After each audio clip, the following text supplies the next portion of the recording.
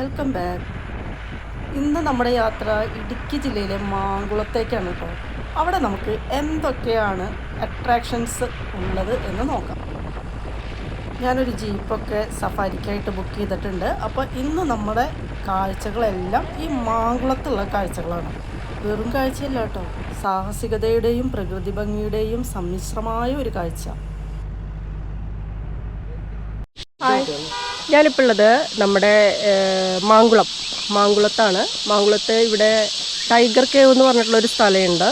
പണ്ട് കാലത്ത് പുലിയൊക്കെ കിടന്നിരുന്ന ഒരു സ്ഥലമാണെന്ന് പറയണത്. അപ്പോൾ അത് എങ്ങനെയാണ് അതിൻ്റെ ആ കേവിൻ്റെ ഒരു കിടപ്പ്, എങ്ങനെയാണ് അതിൻ്റെ ഉള്ളിൽ പുലി കിടന്നിരുന്നത്, അങ്ങനെയുള്ള ആ ഒരു കാര്യമൊക്കെ നമുക്ക് നോക്കാം. ഇതിപ്പോൾ കേരള ഫോറസ്റ്റ് ഡിപ്പാർട്ട്മെൻറ്റിൻ്റെ അണ്ടറിലാണ് വരുന്നത്. നക്ഷത്രക്കുത്ത് ടൈഗർ കേവ്, അതാണ് ഇതിൻ്റെ ഒറിജിനൽ നെയിം. ഇവിടെ നമുക്ക് ട്രക്കിങ് കാര്യങ്ങളൊക്കെ ഉണ്ട്. പിന്നെ ഇവിടെ ചെറിയൊരു എൻട്രി ഫീസ് ഉണ്ട് നമുക്ക് അകത്തേക്ക് കിടക്കാനായിട്ട്. അപ്പോൾ നമുക്ക് അകത്ത് പോയിട്ട് ഇതിൻ്റെ കാഴ്ചകളൊക്കെ എന്താണെന്നുള്ളതൊന്ന് കാണാം.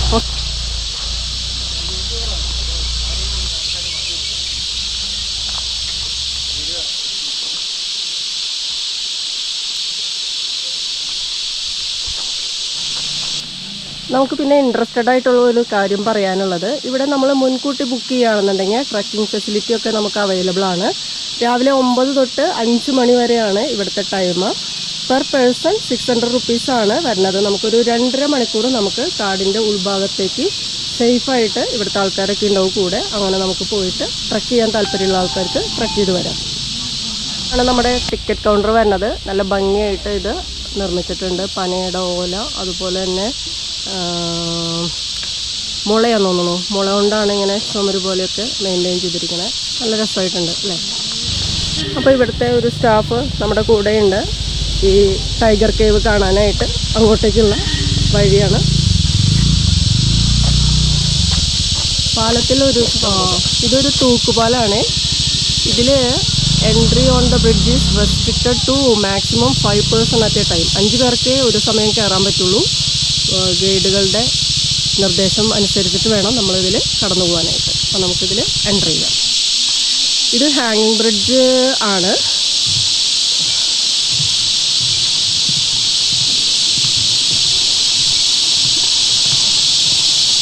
രസമായിട്ടുണ്ട് ഇവിടുത്തെ.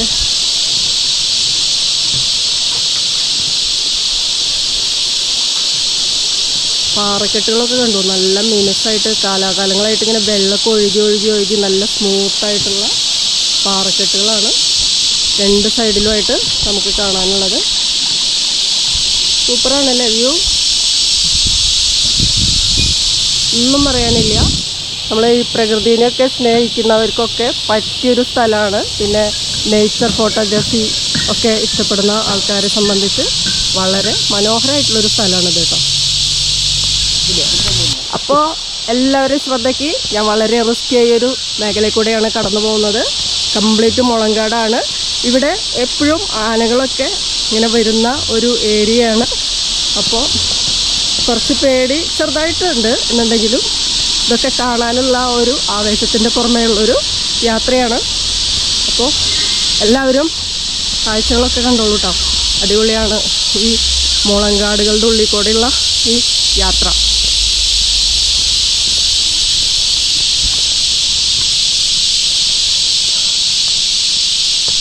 പിന്നെ നമ്മളിങ്ങോട്ട് വരുമ്പോൾ നല്ല ഷൂ ഒക്കെ ഇട്ട് വരിക. അപ്പം നമുക്ക് ഇവിടുത്തെ നടത്തമൊക്കെ വളരെ ഈസി ആയിരിക്കും. കാലൊക്കെ സ്ലിപ്പാവാനുള്ള ചാൻസസൊക്കെ കൂടുതലാണ്, സ്കിഡാവാനൊക്കെ ആയിട്ട്. അപ്പോൾ നല്ല ഷൂവും കാര്യങ്ങളും പിന്നെ അയഞ്ഞ വസ്ത്രങ്ങളൊക്കെ ധരിച്ചാൽ നമുക്ക് യാത്രയ്ക്കൊക്കെ ഒരു സൗകര്യം ഉണ്ടായിരിക്കും.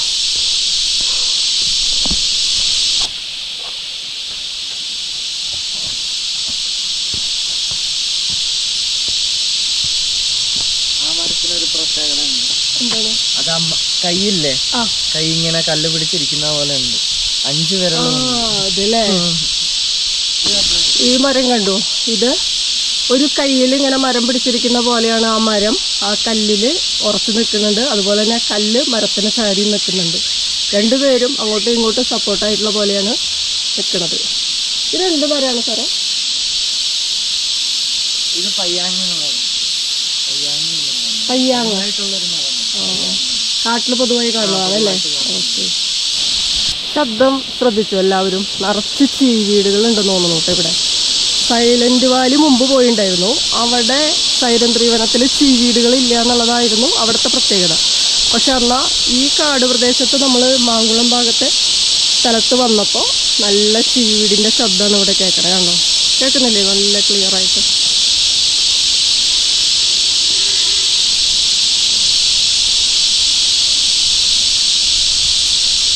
ഈ കല്ലും മുള്ളും നിറഞ്ഞ വഴികളാണ്, എന്നാലും കാണാൻ നല്ല ഭംഗിയുള്ള സ്ഥലമാണ് കേട്ടോ അത്. കുറച്ചധികം സമയമെടുത്ത് കാണേണ്ട ഒരു സ്ഥലമാണ് ഇതെന്നാണ് എനിക്ക് തോന്നുന്നത്. കുറേ ബ്യൂട്ടിയാണ് ഈ സ്ഥലം. ആ, അഡ്വഞ്ചറും ബ്യൂട്ടിഫുള്ളും രണ്ടുമായിട്ടുള്ള ഒരു സ്ഥലമാണിത്. ആ അതെ അതെ, നല്ലൊരു ക്ലൈമറ്റൊക്കെ ഫീൽ ചെയ്യുന്നുണ്ട് ഇവിടെ ഇതിനകത്ത്. നമ്മളിപ്പോൾ ഇങ്ങനെ നടക്കുന്ന വഴിയിൽ ലെപ്പേർഡിനെ കണ്ടിരുന്നു. ദൈവമേ, എന്നിട്ട് അത് ആക്രമിച്ചില്ലേ? വെള്ളം കുടിക്കാൻ അപ്പൊ നമ്മൾ എന്ത് ചെയ്യും? പ്രശ്നമൊന്നുമില്ല, തന്നെ മാറിപ്പോക്കോളും. നമ്മൾ പോയി അറ്റാക്ക് ചെയ്യാതിരുന്നു, നമ്മൾ മാറി നിന്നേച്ചാൽ മതി അല്ലേ? ശല്യം ചെയ്യാൻ പോയി കഴിഞ്ഞാൽ നമ്മളെ ഉപദ്രവിക്കും. ആന കണ്ടിട്ടില്ല അല്ലേ ഈ വഴിയില്? ആന അങ്ങനെ പകല് വന്നിട്ടില്ല. പകലില്ല, രാത്രിയിലുണ്ടോ? പിന്നെ ബൈസൺ 6 മണി കഴിഞ്ഞാൽ പിന്നെ ഇങ്ങോട്ട് വരില്ലല്ലോ അല്ലേ? പകല് പിന്നെ ആളിന്റെ ഒച്ച ഇതൊക്കെ ഉള്ളത് പരിസരത്ത് വന്നാലും ഇങ്ങനെ നമ്മൾ ടൈഗർ കേവിൻ്റെ എൻട്രി വരെ എത്തിയിരിക്കുകയാണ്. അപ്പോൾ എങ്ങനെയുണ്ട് നമ്മുടെ ഈ ടൈഗർ കേവ് എന്നുള്ളത് കാണാം.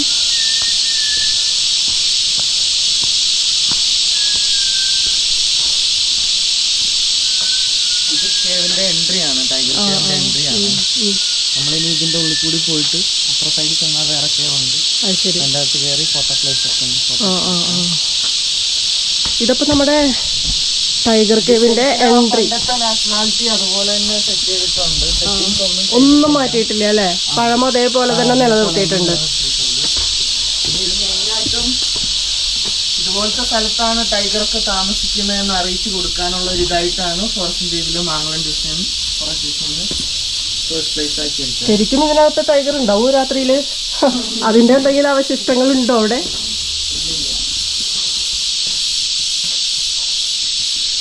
അപ്പം നമ്മൾ ടൈഗറൊക്കെ കിടന്നിരുന്ന ഗുഹയുടെ ഉള്ളിൽ കൂടെ കടന്നിട്ടാണ് അതിൻ്റെ അപ്പുറത്തെ ഭാഗത്തേക്ക് പോവാണ് കേട്ടോ.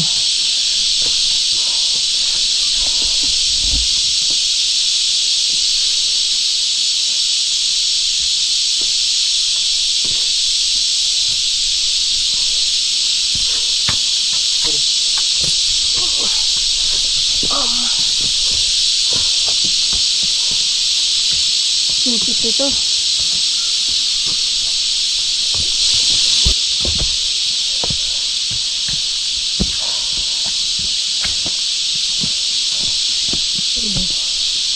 ഊഞ്ഞാല് പോലെയൊക്കെ ഇങ്ങനെ മരങ്ങൾ.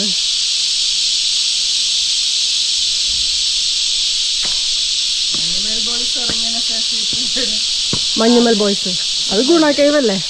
അതിന് 2 ആഴ്ച മുന്നേ പോയിട്ടുണ്ടായിരുന്നു.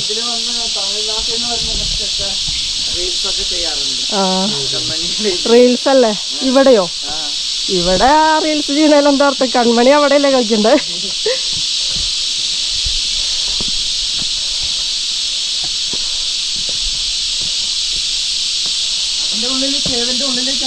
ഇല്ലില്ല, കേവിന്റെ ഉള്ളിലേക്ക് എൻട്രി ഇല്ല. പുറത്തുനിന്ന് നമുക്ക് കാണാം.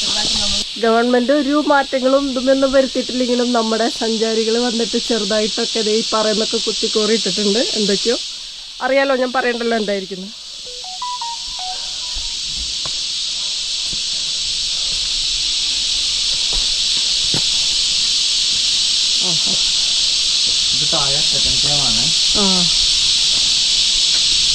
രണ്ടാമത്തെ കേവ്. എന്ത് വലിയ പാറക്കെട്ടല്ലേ? ഇത്ര വലിയ പാറക്കെട്ട് ഒരു അനക്കൂല്ലാതെ ഇങ്ങനെ നിൽക്കണതാണ്. കേവിൻ്റെ അകത്തേക്ക് പോവാട്ടോ. നമ്മുടെ 2018 വെള്ളപ്പൊക്കത്തിൽ ഇതിൻ്റെ ഉള്ളിലൊക്കെ വെള്ളം നിറഞ്ഞു എന്നാണ് പറയണത് ഇവിടെ.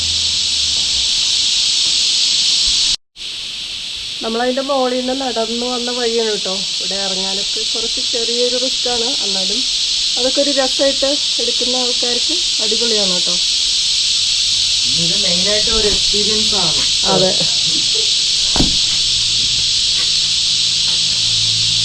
ഇതാണ് രണ്ടാമത്തെ നമ്മുടെ പുലിമട. ഇതിനകത്തേക്ക് നമുക്ക് പോവാന്നാണ് പറയുന്നത്.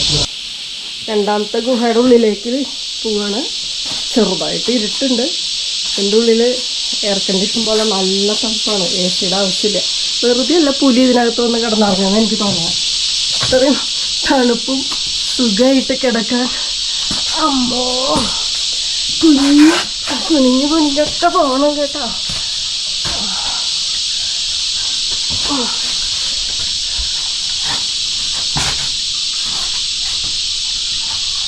അമ്മ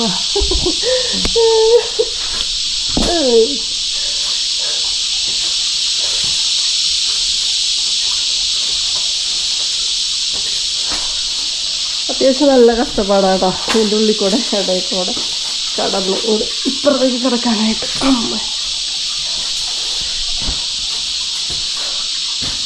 എന്തായാലും പുലിയുടെ ഗുഹ അടിപൊളിയുണ്ട്. കുളിക്കാവശ്യത്തിനത് വെള്ളമൊക്കെ ഇവിടെ വന്ന് കുടിക്കുകയും ചെയ്യാം, ഇവിടെ കിടക്കുകയും ചെയ്യാം എ സി റൂമിൽ.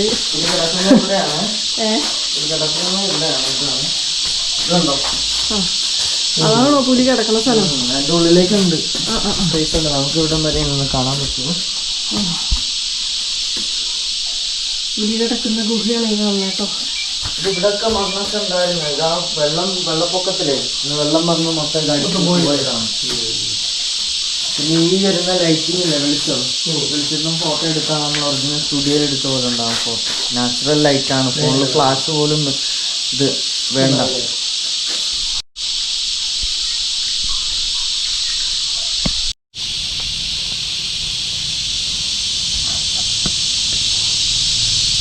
റിവർ സൈഡിൻ്റെ ഭാഗത്തേക്ക് പോവാണ് കേട്ടോ. കണ്ടോ, ഇതുമ്മേക്കൂടെയൊക്കെ വേണം നമ്മൾ ചാടി മറിഞ്ഞിറങ്ങാൻ. പറ്റുന്നോട്ടെ.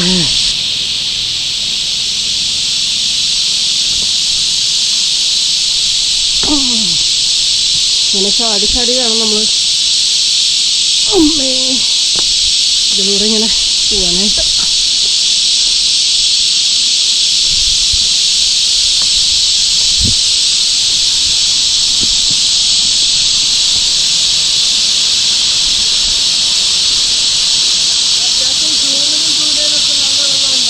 ഇങ്ങോട്ട് വരാൻ പറ്റില്ല. അതെ, ഇവിടെ അപകടം ഡേഞ്ചർ എങ്ങനെ ഒന്നും ഉണ്ടായിട്ടില്ല. അല്ല, കുളിക്കുമ്പോൾ ഇങ്ങനെ ഒഴുകി പോവാ അങ്ങനത്തെ ഇഷ്യൂസ് ഒന്നും ഉണ്ടായിട്ടില്ല. വെള്ളം കൂടുതലാണ്, അങ്ങനെ ഇറക്കില്ല, ഇവിടെ കടത്തില്ല. ഓക്കെ.